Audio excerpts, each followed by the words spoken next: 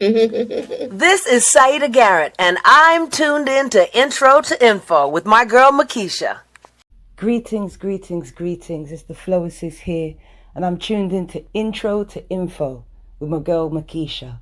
All love, always.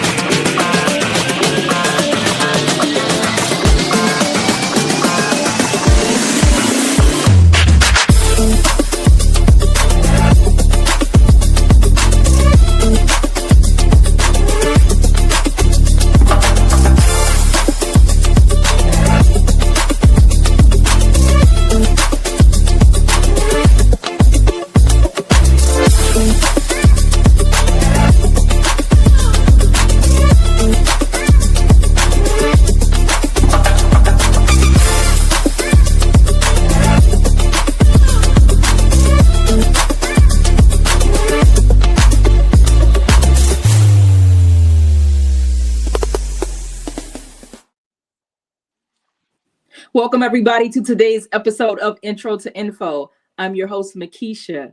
Broadcasting live with me is Tam. Queen of Hearts will be away as she is doing an event today. So we have my good friend Tiwiya who will be hosting the show with us today. And today we're going to be we've given everybody a chance to go see the Michael movie. It has grossed over $900 million in the box office, and it is now available to rent or buy on Amazon. So I hope everybody has seen it because we're about to do a movie review. Now, I like to think of myself as a Jackson fan for sure, particularly Janet. But Tiwiya is a Jackson fan. I think Michael and Janet are her two, the ones who rise to the top. And so this is going to be a good conversation. Hi, Tamika. Hi, Tiwiya.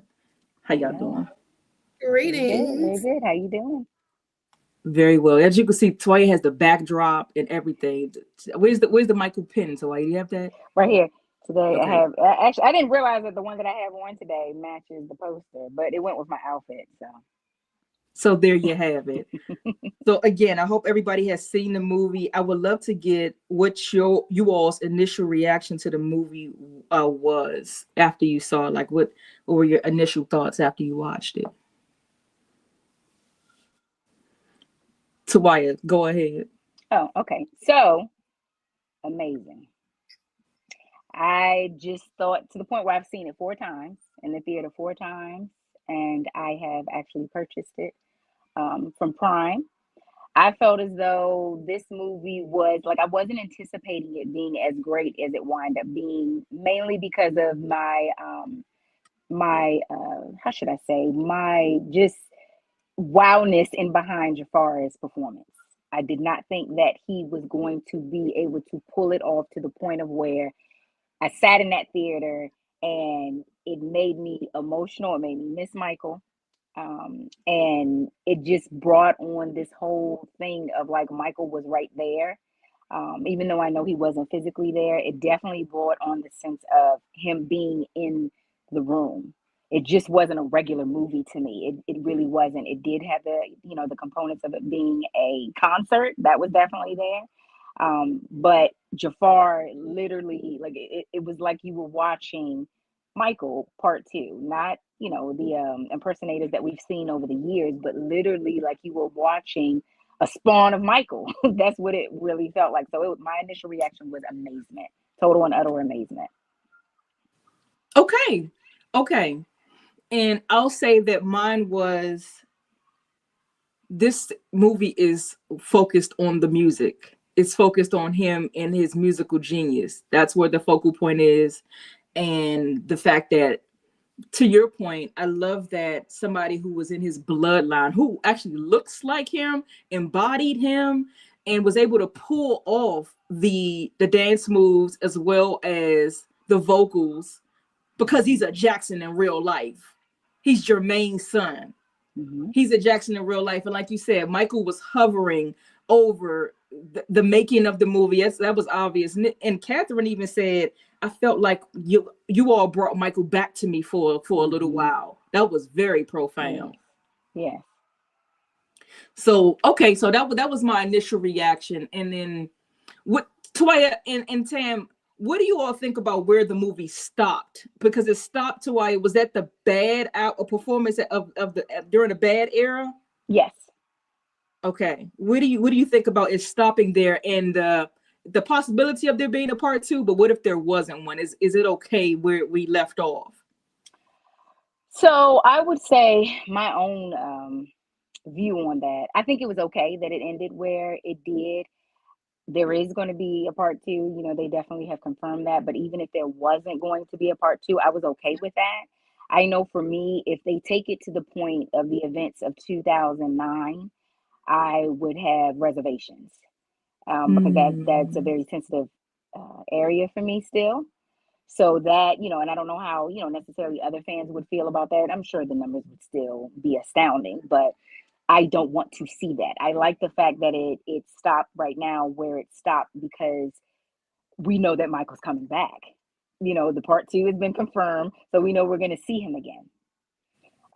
I wouldn't want it to necessarily go. Honestly, it's a tricky thing because I wouldn't necessarily want it to go to the things that happened with the trial. I would not want to see that because that was also an emotional time for me when that was going on. But I would want to see the things that happened after that, like the Invincible album, for example. Like I would want to see the albums that came after that. Blood on the Dance Floor came after that. So those are things that I would want to see, but I don't know if they would, you know, jump from one, you know, just to be able to gloss over that period. But I do think it was appropriate where they ended it because I never want, even before the announcements were coming out about it, part two, the way that it ended. I mean, the words that flash across the screen, it lets you know that he was coming back. So then that was like, okay, there's going to be more. And then the first part was so enjoyable. You know that the second part is just you're gonna come in there with that same anticipation, even if the storyline isn't the best, it's not going to matter because Jafar's performance alone will bring me back. You know, as long as those other components aren't in, as long as those other components aren't in there. But yeah, I think it was appropriate. I don't know, you know, necessarily because I don't know where they would pick right up from for the part two. But considering, you know, these are 2 hour windows that they're filming this in, I think that, you know, 88 was a good space to stop or to pause, I should say, to pause. Okay, and so Tam, I know that it's available now on Amazon for rent or buy, and you haven't seen it yet. But what the things that you've seen online and people talking, what are your thoughts about the film based on what you heard, Tam?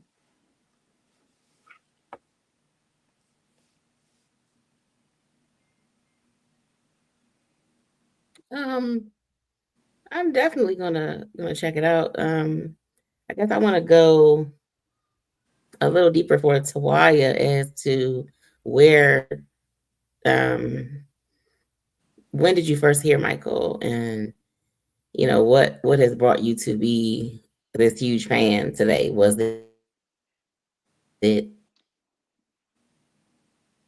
I'm sorry, what was the is it last part you said? nostalgia? Is it you know, did your parents of Michael? So actually I was at my great grand aunt's, I guess a great aunt, great grand. I just remember my great grandmother's sister. She had a cookout. She lived in DC, and she had a cookout. And for some reason, at this cookout, there was a microphone, and Billie Jean came on. I cannot recall if someone gave me the microphone, if I decided to take the microphone. I don't know. But I just remember I was about like 6. I was little. And I just remember singing what I remember hearing him sing. So that was that's the first time I remember hearing Michael Jackson. That's the first time I remember just even going into trying to even emulate Michael Jackson was at that time. Now, as I got older, my one of my talents is in dance, and I credit that to Janet and Michael because when I first started dancing, it was the Rhythm Nation album that had come out, and I had the VHS tape. And what I used to do was press pause and play, learning Miss You Much, learning Escapade, learning Rhythm Nation. That's how I learned. And I would go, in middle school, and this was also in high school, and I would perform with my girlfriends. I would teach them the choreography, and we would perform these at talent shows. And then I would do the same thing with Michael. So the pause play with his videos. That's how I learned Scream. That's how I learned the performance he did in '95 at the MTV Music Awards. It all stemmed from me with Janet. I'm sorry, with Michael first. Then it kind of went to Janet, and then it turned into I'm obsessed with. I say obsessed. I'm obsessed with the whole family, like literally. Michael and I will say this: it wasn't even what drew me to him in terms of being like so loyal to him. It wasn't even about the dancing. It was just the type of person that he is. Like, I didn't understand how you could have this guy who just loved everybody, right? Who just had this energy, who wasn't yelling, who wasn't screaming, who wasn't cursing, who wasn't being violent, who wasn't being aggressive. And then on top of it, he knew how to dance and he knew how to sing. So it was just like I was in it. I think ultimately I was drawn towards his heart. And then to learn about the Jacksons, my obsession with that. I remember I drew the house because I also had my degree in art, but at the time I didn't know I was into art. I drew the house in Havenhurst. I made certain that I just obsessed over learning like their birthdays, information about them, things about Catherine, things about Joseph. Like this all was like a part of just, for some reason, I just spent a large amount of my adolescent years focused on the Jacksons to the point of where in high school they called me Baby Janet. As I got older, and especially around the time that things happened with Michael, I got even more and more into him and learning to appreciate him musically, and I already had that for the dancing and everything like that. But I just look at the Jackson family. It really was the Jackson family.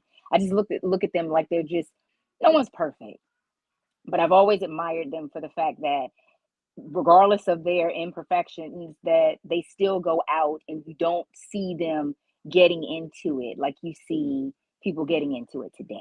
People will say negative things about them. You don't hear them yelling and cussing back.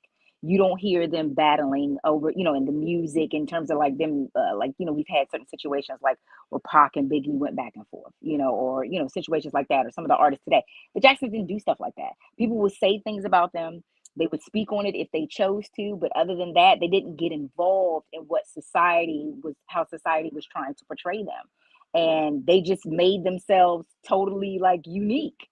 So I was drawn to that because it just was this innocence that was to them. And it was just their presence to me was just, in a spiritual sense, it was just so much calm. It was so calming to me. So that's where like all of that birthed for me.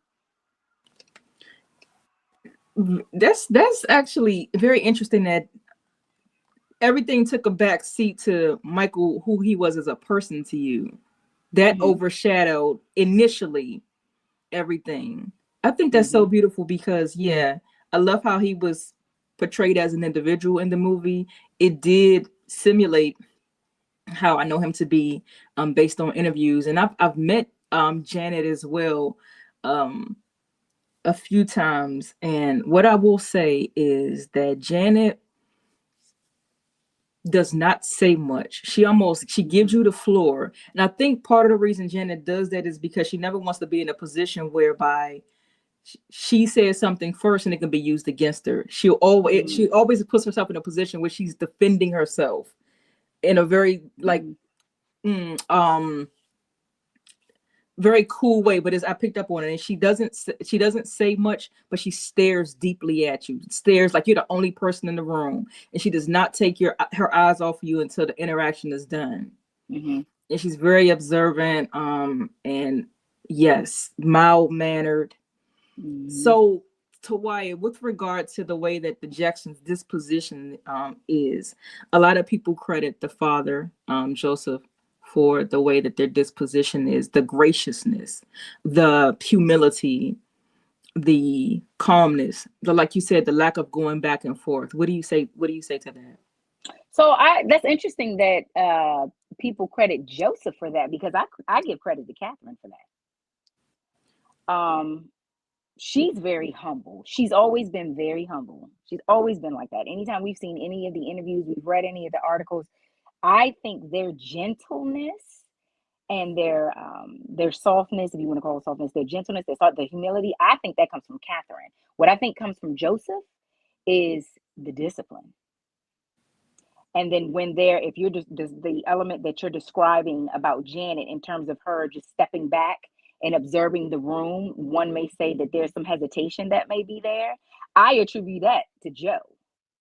I definitely attribute that to Joe, that, from them being in the industry early on, I feel as though, no, of course I don't know this for sure, but I feel as though Joe probably was the one, especially because Catherine wasn't, there like how he was there. He was going on the road with him. He was the one that was meeting, the Berry Gordys and making these deals and all of these, shaking the hands and things of that nature. I think that component, the business component, was what they got from him, and not to necessarily be skeptical, but to make certain that they kept their head on a swivel to a certain extent when it comes down to Janet, when she's giving the interviews, making certain that she's, what you said about her being in a position of defense where she wants to hear what you have to say first, because she knows how the media can be. She knows how the public can potentially twist things and turn her words.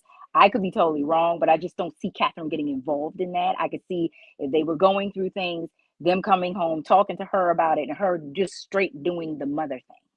No business component, no business component involved in it at all. That it was just strictly, mama, these are my babies, regardless of their age, motherhood comes before all of that, and that she was that soother, she was that soft place for them. I just really feel as though that's where they got it. Because not to say that when you watch Joseph's interviews that he's not humble. Joseph is very sure of himself. When you watch his, the old clips, he's very sure of himself. We know that his education was limited, but even still, he never came off as if he was confused. He was uncertain. He didn't know what he was talking about. Regardless of his personality, in terms of his discipline and things like that, with his children, he definitely always came off as though he knew what he was talking about, that he was very much a businessman, whether he made bad business deals at sometimes or others, that's all businessmen. But he definitely had that angle of he knew what he was doing. Catherine, I just think that wasn't an arena that she wanted to get involved in. She saw what it was doing to the children in terms of the stress that it even brought them at times. And to be a parent, especially to be a parent in a 2-parent household, you need that balance. And I think Catherine was that softer place for them to land, after they came with Joe from, the world and the world's way of things. Do you think the movie was surface level? So tell me what you mean by surface level. So remember when I said my initial reaction to the movie was, I said this movie is focused on the music. It wasn't even balanced, in my opinion, of like the person and the music. They emphasize and overemphasize the music, the dance, the talent, him as a performer, which is not. If you look at other biopics, there's more balance where you can see the person, you can see the family life, you can see what goes on behind the scenes, and they did that to a degree, but by and large, they focused on his rise to fame on stage. And that's why I asked you, do you think it was surface level? Because it didn't give a whole bunch about him as a person. This is not a tell-all, if you will. So I think that would speak to, again, the nature of the Jacksons. We've never known all of their business. They're not one of those families where, like, okay, let's say, for example, we take the Kardashians. We see their whole life on screen. They're okay with telling us from A to Z. The Jacksons have just never been like that. So I think the movie, I don't think that was even a possibility that they were going to start going through, things that were necessarily behind the scenes. That may be what the fans want to see. But I think in true Jackson form, it still wasn't going to go, especially with Jafar being in it. I can't say necessarily if the family wasn't involved and then Prince producing. If they weren't involved, it may have been different. But with his family actually being and heavily involved in the star of them, as well as the star of the movie, I don't think that it was going to go into that. I don't think that it's a thing of where the Jacksons are necessarily hiding. I just think that overall, I mean, I don't put all of my business out there. I wouldn't feel as though a person would need to know every single detail. Yes, the fans want to know, okay, was this true? Was that not true? Did this happen? Did that not happen? But that's not the energy of the Jacksons. The Jacksons have just never been like that. So to have a movie that was going to go into every single detail or even deeper details about his life off stage, I just don't think that that would have been. That's not what I would have wanted to see, because I also look at it too, like when it boils down to it. Michael's like one of the comments that the Coleman Domingo says as Joe, when he's in the hospital. And I think this comment was so misunderstood. It speaks to what you're talking about, though. But I think it was just so misunderstood. When he asked the doctor whether or not Michael's going to be able to be back on, perform again. And you saw how they made Nia Long, like, Joseph. That's what she said. She said, Joseph. She looked at him like that. She did. And she said, Joseph. And then the guy that plays Jermaine, he shook his head. I understood about that. And my daughter and I, we understood the same thing. Joseph literally said, I know my boy.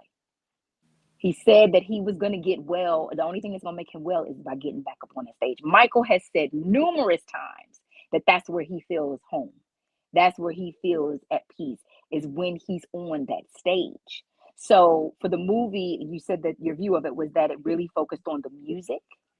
That was home for him. Home. That was where he knew that he had all the millions of fans that would be there, all of that love that he would get from just being on stage, the approval that he had. No one, people weren't booing. People weren't, okay, I'm coming to the concert to see whether or not did he really sleep in the hypothermic chamber? Does he really have the Elephant Man's bones? Like, nobody was coming to the concert for that. They were coming to see him do what he did best. So that comment to me was spot on with that. I don't think Joe was being, whether or not he really said it, I don't know. But the way it was depicted, I didn't see anything wrong with that comment. And I agree with that, because just like with me being a painter, I paint, I dance. When I danced, consistently when I was younger, if I had trauma, if I had things going on in my life, my art gave me that outlet.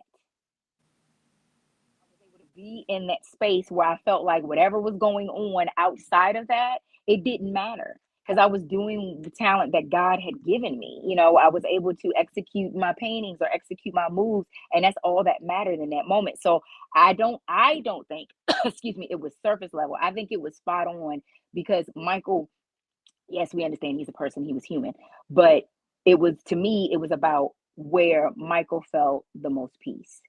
He felt home when he's sitting in the hospital, lying in the hospital bed after the burn, and he's making the comment about, when he says, I'm going to do the tour. I know there was discrepancies in terms of who convinced him to do the tour. Either way, he decided that he wanted to do the tour. And if those were the actual, thoughts and behind it, was that he wanted to do, he loves his family, he wants to be able to give back, things of that nature. Michael, that's exactly Michael's character. So he didn't, even though he had his own personal life, I think Michael felt most alive and most at peace and most at home and most secure when he was on stage. Excuse me. What do you think about this quote from the News Herald? It says, Joe's will and Michael's talent result in big things. Yeah. I think that, to me, that's obvious. Obvious, because I will say this. Excuse me. Michael was a child when he started. And that's not to say that he would have never became Michael Jackson. It just may have been later in life, and it may not have been to the same degree. Joseph was very much necessary.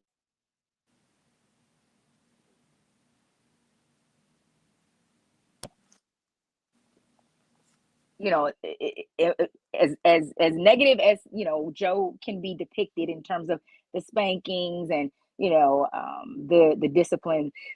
If you have this is my opinion, whatever area you're I'll say you're professed in, that it takes discipline, that it takes focus. Michael started very little. Don't know whether or not when he was first doing this, he still was a kid. I mean, we've seen even in the movie that was on the Jackson's American Dream, as well as this one, that, not as much in this one, but that, he was still being a kid. He was easily distracted as they're supposed to be. He was a little kid. He wanted to play store, when he was in Jackson's American Dream, when Joseph wanted them to practice, and he ran off and he said he wanted to play store. That's what he's supposed to do, right? Is just be a kid. So for it to be, for him to become Michael Jackson, Joseph had to instill discipline. He did. So the combination of the two of them together speaks to, like, there is no Joe, there's no Michael without his father. There just isn't. There just isn't. I feel the same way about Janet. I feel the same way about the Jackson 5. They needed Joe. That's not to say he did everything right, but he was the guide in that. He was the guide. There's plenty of situations where parents don't spend that time or put that energy into their kids, and they never know what their kids could have become. They didn't recognize a talent or a skill or something in them, whether they got distracted, didn't care, whatever the situation may be. But for Joe to recognize that his children had that musical ability, I think he did exactly. Shucks, I would have done that if I were in his position. It made sense to do. So yeah, I don't see anything wrong. I mean, I don't know what the rest of the article says. I know you asked specifically about the headline, but I don't see anything wrong with that headline at all. So do you think his discipline was too harsh? So I'll say this. It depends. My personal opinion, I will say this. I don't look at it like it was too harsh. As a mom myself, you do have moments where you go too far. And you got to come back and apologize to your child. There's no parent out here that goes through disciplining their child and they do all of it right all the way up until their child is no longer of age to discipline. That just doesn't happen. We're imperfect people. A lot of things are trial and error. Our parents did the same things with us in terms of like learning what to do and what not to do. I come from a period where spanking was not abuse. It was not a problem. I understand today, the way society looks at it today. I mean, even if you go back to the articles that used to happen, when we knew about Joe disciplining them with spanking them, before LaToya even wrote the book, before she even wrote her book, you go back to articles during that time or interviews during that time, and he's speaking about when, oh yeah, he beat his kids. The reaction then versus the reaction currently, two totally different worlds. We live in a different world. We live in a world now where you are not supposed to hit your kids at all. So did he probably do things, like I said, because I'm a parent too, did he probably do things like, oh no, they have school the next day, they need to be in the bed, but instead he's making them practice? That may not have been the best call. I don't think it by any means that he did everything in terms of discipline the way that one would say he was supposed to do it. Mm-hmm. I don't disagree with spanking. So I can't say that, oh, he was wrong for spanking. The only people that know for sure, and we can't even go off of LaToya's book, especially because she retracted some things, but the only people that know for sure why they got spanked, of course, is Michael, Janet, Jermaine, LaToya, Randy, Marlon, all of them. They can say that. And as a child, you are going to feel as though sometimes when you get spanked, your parents shouldn't have spanked you. Like, I know I went through that. Like, I remember going through that when I was going to get spanked one time because I wore my mom's jacket and I didn't ask. And I thought that was just like, my mom, I talked my way out of it. I did, but I was going to get spanked for it. But I ran my mouth and I got myself right out of that spanking. I sure did, because I wore her coat without asking her. I wore it to school without asking her. So they're the only ones. Like, I know Michael felt as though Joseph was abusive. I know that. When they asked Michael questions about Joe's discipline, Michael gets very uncomfortable. He tries to, he and Janet interview the same way. It's so funny. But they're hesitant about how they're going to answer something because I think they're aware of, they don't want to make something look bad or someone look bad or something. You could tell that they do that. But I know he probably, from the way he's explained it, he got spanked more than he probably either should have or for things that he shouldn't have gotten spanked for. And some kids, when it boils down to it, some kids can take it and they just move on with it. And then some kids, it winds up messing with them mentally and emotionally. And I think that definitely was the case specifically with Michael. We don't hear Janet. So I don't know if Joe spanked Janet. I really don't. I haven't heard her. I mean, correct me if I'm wrong. I haven't heard her say a thing. she got the least bit of it because somebody said by that time he was tired because she was the last child. See, By that but time he was tired of whipping ass. But look, because she and Reby are only 16 years apart. I don't know if he actually spanked all of them, but again, this was something that specifically in our culture, not to say that it's acceptable. By any means am I saying not by any means am I saying that it's acceptable, but it's something that we know happens within our community when it comes to disciplining. So I never feel comfortable saying that him actually spanking them was right or wrong, because again, I come from a time where spanking was what it was.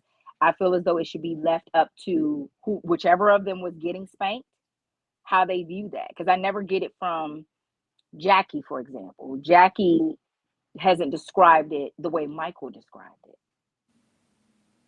You know, Reby hasn't described it the way that Michael has described it. Randy hasn't described it the way that Michael describes it. When we think about Joe and the beatings, even in the movies, it was Michael that was getting spanked. And they're the only one who knows for sure how that was going. Go ahead, I'm sorry. Do you think that's for multiple reasons? One being because Michael actually was a prankster and a jokester, and he was a little defiant, in addition to the fact that he had the most talent. And so Joe was beating him for maybe those two reasons? So I would say the reasons you listed minus the talent portion, because to me, there wouldn't be a reason to spank my most talented child. But it just wouldn't be a reason to do that. Wanted like to spank him more. Right, but he wanted to continually improve him to the point of almost perfection, like the brim of perfection. See, but then that would mean that we would have to go off of him definitely spanking Michael if Michael was messing up.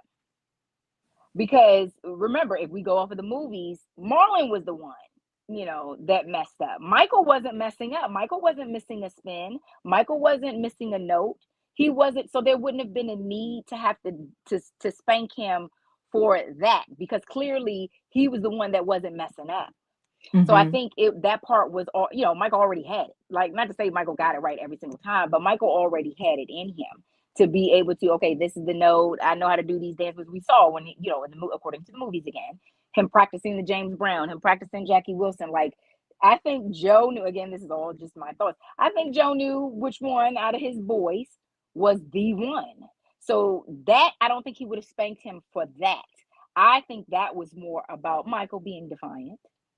This is so good, Tiwiya. You're so versed in this subject. And I want to say that the American Dream, initially, mm-hmm. if we bounce back from the American Dream, and I want to say that if you really want to know more about the Jacksons and Michael, that's the movie to refer to, because they really did go in depth behind the scenes and on about their day-to-day. But if mm-hmm. you remember, Joe had Jermaine as the lead man, and it was Catherine who said, take a closer look at Michael. He's actually really talented. You remember that from American Dream?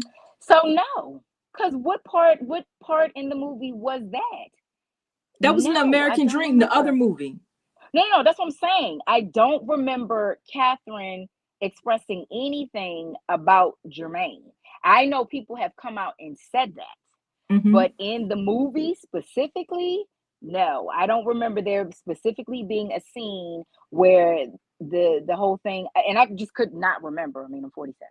And I could not remember because I'm 40, so I'm pretty sure though. I would have to go back. You're gonna make me go back and watch it, because when I'm just visually running it, through my mind, and they first were starting the group. So here's the scene. They were up. No, because I got this is the scene because I had to get the image. So there's a scene where the whole thing with Tito. Remember when Tito got in trouble mm-hmm. because of playing the guitar, broke the string? Mm-hmm. During that scene, Joseph basically, not verbatim, okay, but Joseph basically comes out and tells them, all right, so since you fooled with it, let me see what y'all can do. So they're standing there, and the boys minus Michael, so it's Marlon on up to Jackie. They start performing. Michael comes alongside Joe. Joe's sitting in the chair. Michael comes alongside Joe, and he says, can I be in it? And Michael says, Lawrence Hilton Jacobs, he winds up saying, no, you too little. And he like tapped him a little bit. And then Michael did his face all like that. And he was upset. That's what as far as it specifically being Jermaine I think Jermaine was just doing it because Joe told Tito got in trouble. The string, he said, all right, let me see what y'all got. Michael wasn't thought of, according to the movie, Michael wasn't thought of because like Joe told him, no, you too little. But I don't remember it specifically being any conversation between, and that's not to say it didn't happen, but I just do not recall that. Catherine saying to Joe, what do you think about Jermaine? No, Michael. Oh, her even saying, well, what do you think about Michael?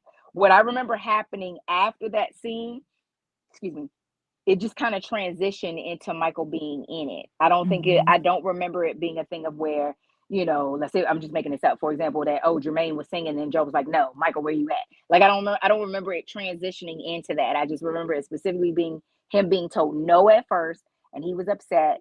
He told him he was too little, and then next thing I know, Michael was in the group. So I will go back and watch though to see, but I do not remember. I don't, and that's not to say that it didn't happen. I just don't remember that being.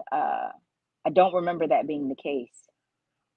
What do you think about, you guys, we're talking about Michael, the movie that just was released on Prime for rent or purchase. It grossed $900 million in the theaters, and Tiwiya and myself and Tam are just talking about our initial thoughts about the movie. And I think it was fantastic overall. Like I'm reiterating the fact that Jafar did an excellent job, and I don't think anyone could have portrayed him better. I love the fact that it was a family member and his real bloodline, and that Jafar took 2 years to practice and to prepare for this role, and it shows in the performance. And so kudos to him. And this is his first role, and for him to have killed it like that. But his uncle's blood is running through his veins. He did have his father as a consultant who toured with Michael, and Michael was his uncle, so he had those things working for him. But in addition to that, he just did fantastic. And so we just giving it up to him. So what do you think about the relationship as it was shown on screen between Berry Gordy and young Michael? So that was very brief. I had read or either seen, probably read literature where it did speak of Michael looking at Berry Gordy as a father figure. And it would make sense. I mean, even if he wasn't Michael Jackson, right? The Michael Jackson that we know, even if that didn't happen, if you have a young boy, 2-parent household, he's being disciplined a lot. If it's the older guy that's, the gym teacher, and he's able to get that mentoring, that to me would just be very natural. That's not to say that, he didn't love Joe, but I think it helped too because Berry was also in the profession that Michael wanted to be in. Joe was coming off of freestyling, basically. I mean, his thing was freestyle. Berry was already in it. And I think the workings of Michael at that time, I think ultimately he wind up becoming. But I think at those times, his gears were definitely turning into him wanting more. When you go through social media, the good thing about social media is that they've actually posted different writings that Michael has had outside of, the books that he's done, but where he had certain quotes or he just had certain statements that he would make to encourage himself or the goals that he had for himself. So I think he knew that very early on, and Berry represented that. Berry, not to say that he wanted to be Berry Gordy, not by any means, but I think Michael just was gifted with that insight and that wisdom to know, I'm trying to pursue this with my life, and I need to learn as much of this as possible. He was just always a sponge, just soaking up whatever it was, he just was soaking it up. And Berry was able to provide that for him. But I do wish that they would have, not to say that they should have, but like, when you see Berry Gordy, we know of Berry Gordy and his involvement with a lot of other artists. Lorenz Tate's part was very short. It really was. Even Quincy Jones' part was really short. But again, you have to think about the fact that they knew where they were going to end and how much time they had. I guess in their minds, they wanted to take key components from those relationships that they felt were vital into making Michael who Michael ultimately wound up becoming. So what about how they portray Michael's creative process and how he came up with his songs and the dance moves and what do you think about that? How it's portrayed in the movie? Amazing. I think as Michael has credited watching some of the greats in terms of dance, in terms of music, he says about Sam Cooke, talks about James Brown, talks about Fred Astaire. I think what Michael did is exactly, I think, what one should do if you want to become a professor of your craft. You have to. If I think about like Beyonce, if I think about any of the other artists out here that have come since Michael that wind up being big artists, they're not just waking up, working their 8 hours and going to sleep. They understand that I'm not gonna get sleep sometimes.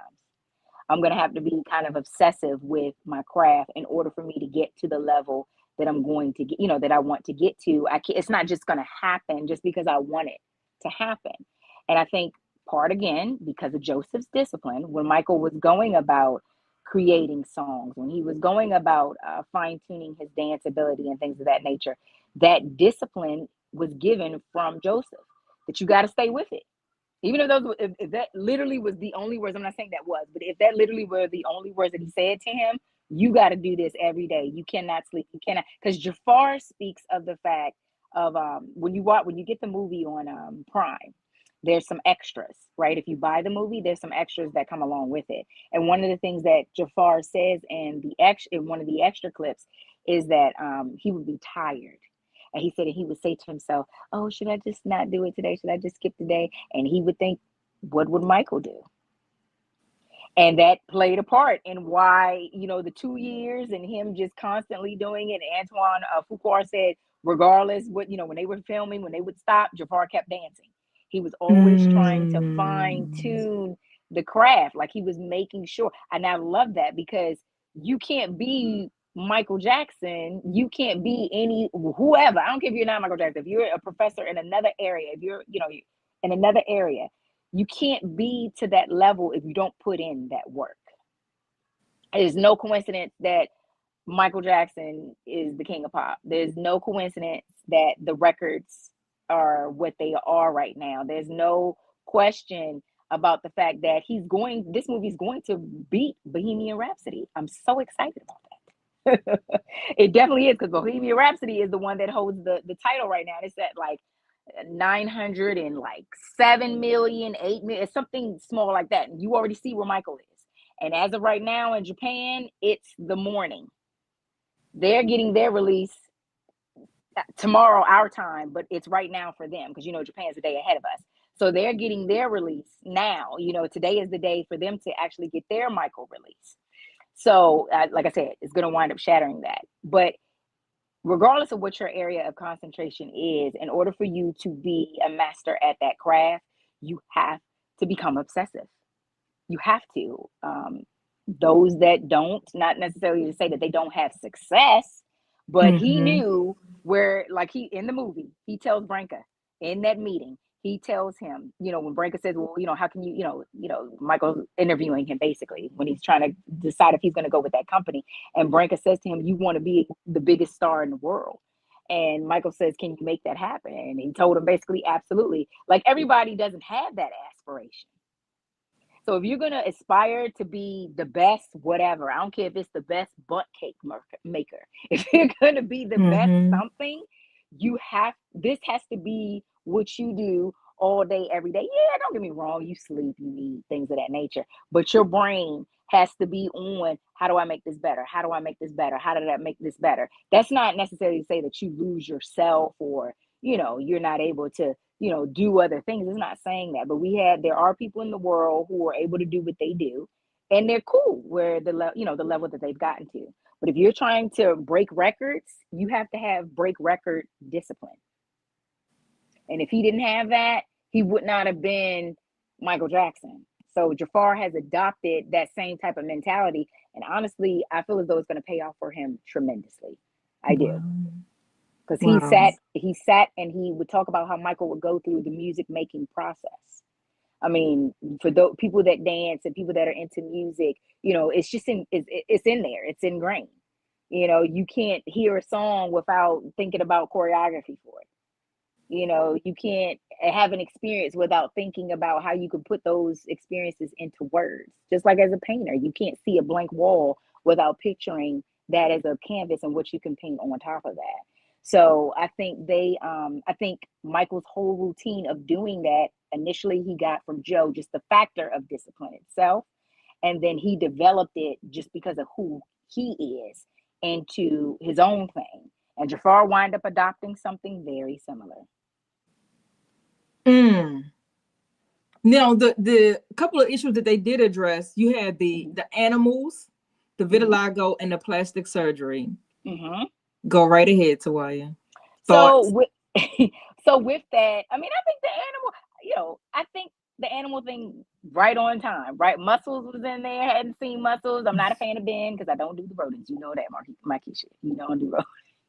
But so anytime Ben comes on, I'll listen. But when they show the video, even in the movie, when I was in the theater and they showed him talking when he was in Havenhurst and they showed him as little Michael talk, I don't look at that. I can't do that. But the animal thing, I can't do the rodents. The animal thing makes sense to me because if you feel as though you're missing some sort of relationship with other humans, animals are very good at providing that unconditional love and that comfort. So I didn't think the animal thing was weird at all. Bubbles makes me want to pick him up.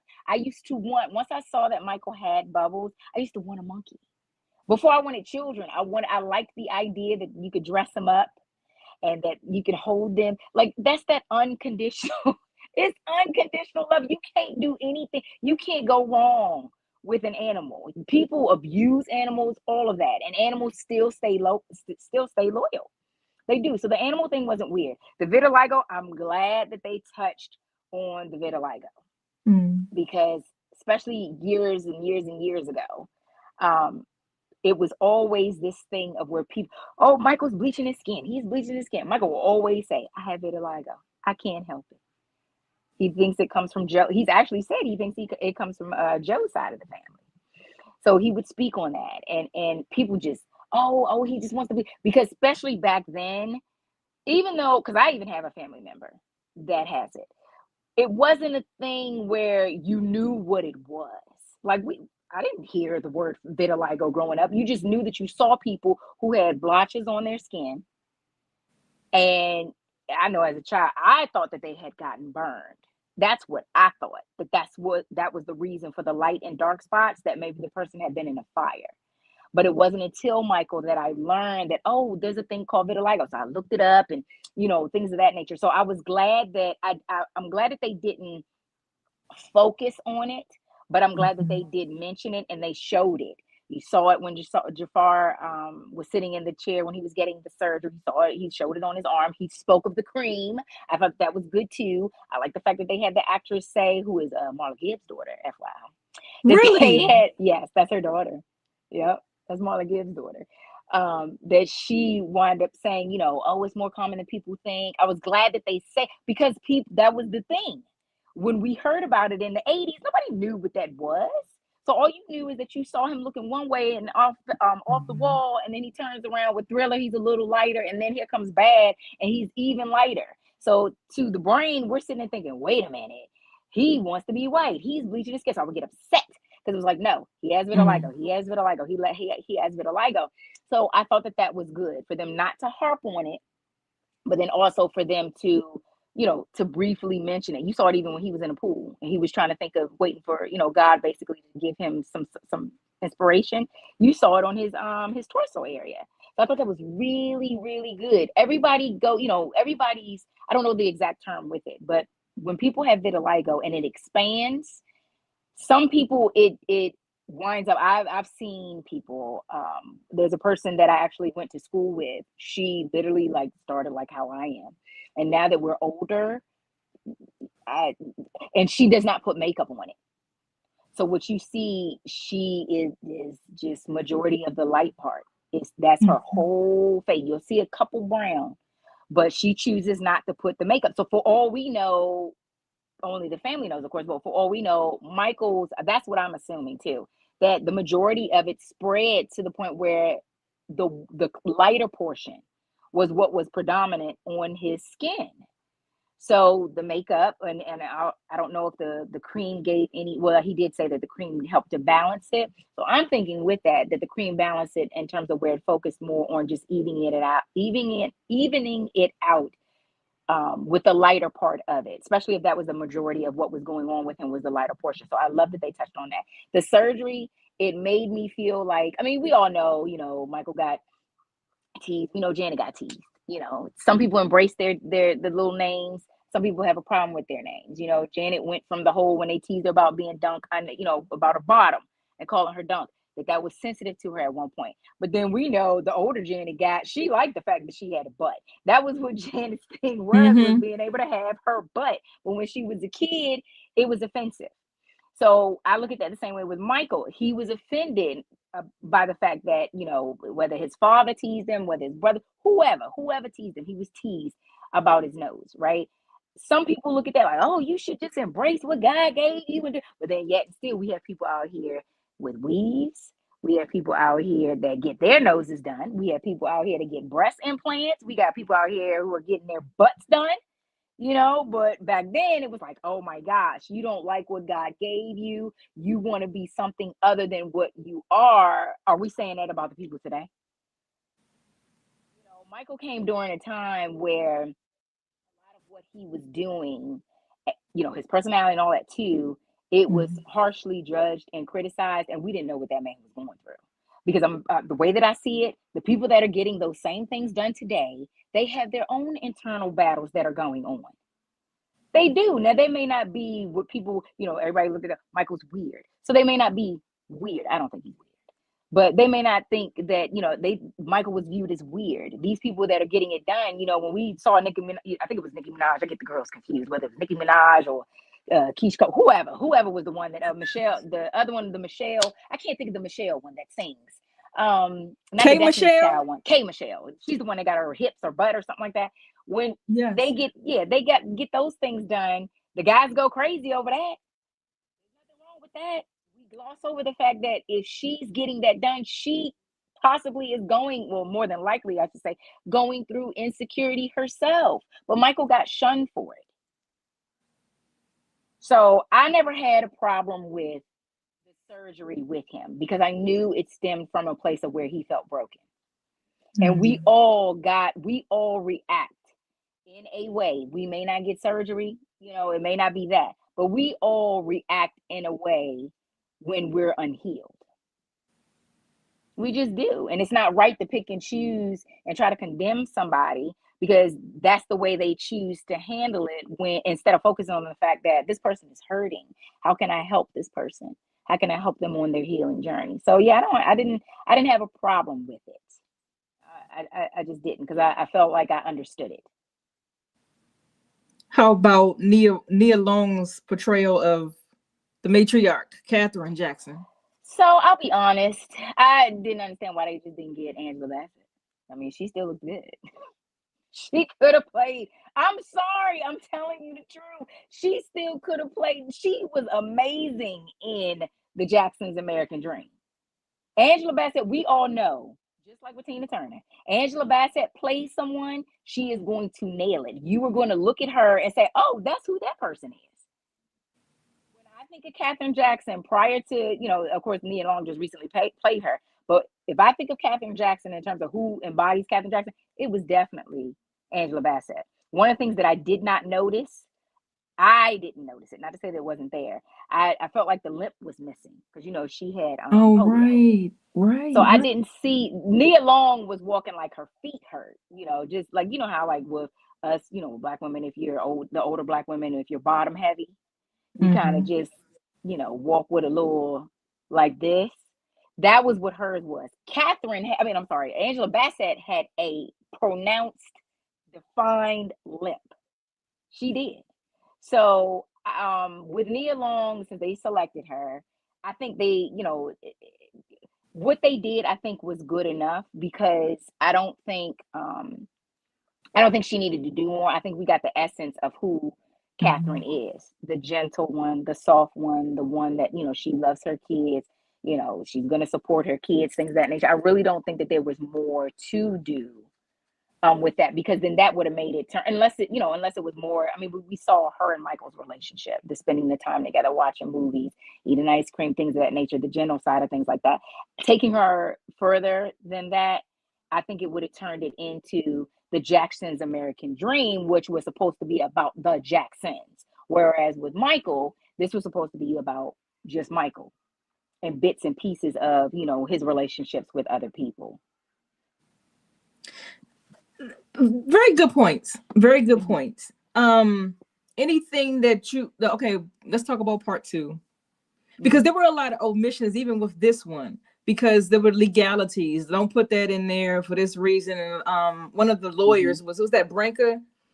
It probably was Branca. That probably was him, because he's a lawyer. Right. So omitted many things. Even like the Diana Ross interaction was one omission, and then the Neverland incident. But the Neverland incident came later in life anyway, so it wouldn't have fit into part 1. So if you said there will be a part 2. Is there any? You mentioned Invincible, and you mentioned Blood on the Dance Floor. You want those to be a part of. Well, everything should be a part of it. But what do you think should be the focus on part 2? Honestly, I don't think it should be any different than what it's been. It's just telling his story. I don't think we need to go into this is just how I feel. I don't feel as though they should go into anything that's been heavily controversial. One of the things that Jafar said, like I mentioned already, what he said to Marla Gibbs. Oh no, I didn't mention this. One of the things that he said to Marla Gibbs, she asked him why he wanted to play, Michael. And he basically said he wanted to clear his uncle's name. He wanted people to be able to see the human side rather of Michael. So I don't think part 2 should touch on any of the stuff that involves any of the allegations. I think that stuff needs to be left alone. I really do. Because there's still stuff going, the thing that was released the other day. Sure. There's still people that are still choosing, you get found not guilty. I guess one can say, oh, well, you can look at it like the whole, some other trials that are prominent throughout history where we feel like people did it and we know they did it, but they got off. I mean, we probably know what trial in particular I'm talking about growing up in the 90s. But I look at the Michael situation as this wasn't a, jealous husband. This wasn't a situation where, did he do this to his ex-wife or not? That wasn't that type of situation. This was a situation where people misunderstood Michael's love for children. And I just don't think that there's any more, and of course I could be totally wrong. I don't know the angle they would even take on that. I don't want it to cause the family any hurt. I don't want his kids to have to feel any type of way about it. I don't want his his mom, to feel any type of way about it. I just think that needs to be left, that in particular needs to be left alone, because I don't feel as though there's any good that can come out of that. The fact that they just did, Netflix did what they did a couple of weeks ago, or last week or whatever it was, shows that they're still trying to keep they're still trying to keep counterattacking like what's going on, like the movie is having all the success and all of this success, and all of a sudden now y'all gonna try to release this documentary. Why? So I just don't like the whole idea of it being a thing of where, oh yeah, this good over here, but let's try to figure out another way to tear this person down. Leave it alone. If he was found guilty, then I would see why it would have to be in there. But those of us who love Michael and support Michael, we know he's innocent. Like, that's the thing. He didn't do this. That's how I honestly feel. Somebody said, oh, well, you weren't there. No, I'm sorry. I understand it with his growing up, with his upbringing, things of that nature, because I understand how I feel about young people. Now, the interesting thing about that, if I were in that situation where I have been, I'm a woman. So me having, when I used to work with younger kids and their parents would leave, I worked at the school with the younger kids and I formed the relationships with the children, and the parents would go out and they would leave the kid with me and the kid would sleep with me. They slept right in the bed with me. Absolutely. They sure did. But that's not going to be looked at weird because I'm a woman. Right. And Michael always said they never slept in the bed with him. He slept on the floor. They slept in his bed. But it's the whole thing because he's a man and all this other stuff that, it was taboo. You can't be doing certain things. But just because you don't understand something, or just because something comes off as weird to you, doesn't mean that there was inappropriateness that happened. And it's like, on top of the fact that Kim Kardashian has come out and said that the boy was lying, other people related to these boys that said that they were lying in relationship with these boys, the father committing suicide, his son then coming out and saying his father made him lie. People are still trying to push it.